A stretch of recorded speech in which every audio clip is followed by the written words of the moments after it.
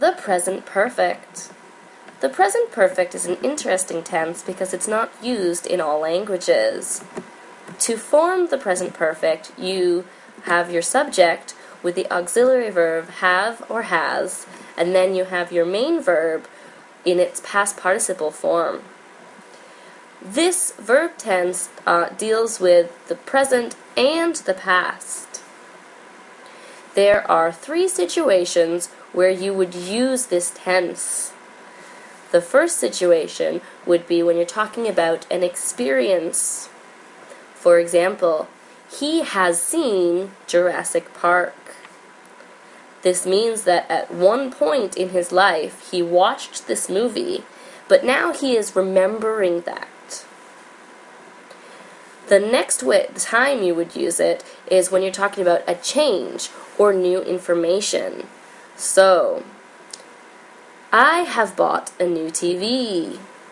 This means that maybe last week you didn't have this TV, but now you do. It's maybe a recent acquisition. The third time that you would use this verb tense is when talking about a continuing situation. So, I have worked here since 2004. She has played soccer for 9 years. So remember, if you're talking about an experience in your life,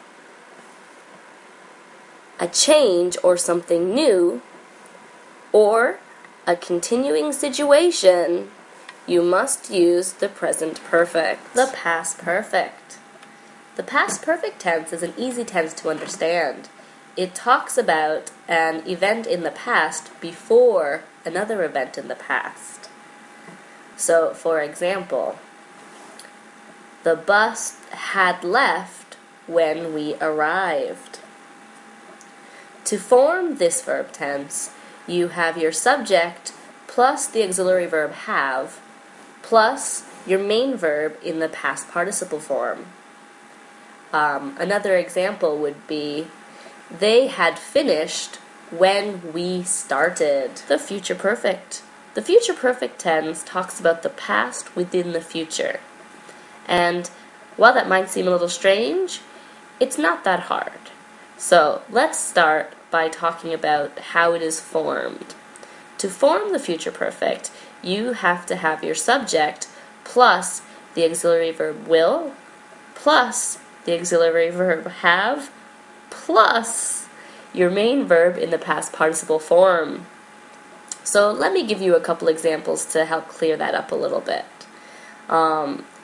He will have finished by 10 o'clock.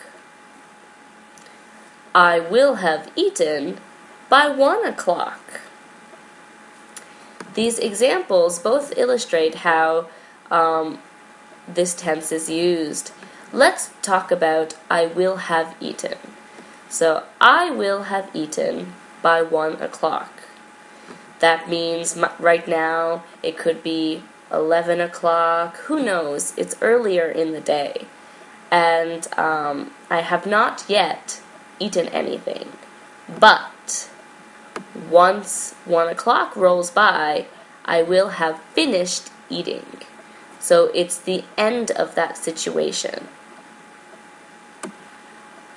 We always have to think about the past within the future. So that event or situation, the happening, will be over by that. You could also ask a question with this. So, will they have gotten it? We don't know, but we're asking. And you could answer, yes, they will have gotten it.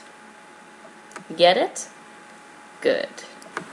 The present perfect continuous tense. The present perfect continuous tense is formed by having your subject plus the auxiliary verb have plus the auxiliary verb being plus your main verb ending in ing. Now, there are 2 situations where you would use this tense. The first is talking about an action that has just finished or ended. The second would be to talk about an action that has been continuing up until this point. So let's give a couple examples. Example 1, we're going to talk about an action that has recently ended.